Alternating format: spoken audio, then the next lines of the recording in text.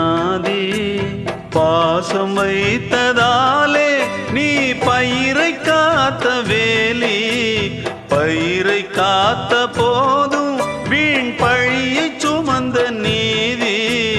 சாமி வந்து கேட்டிடுமா வீண் பழியை தீர்த்திடுமா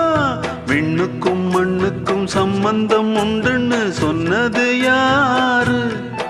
அது மன்னவன் பேரு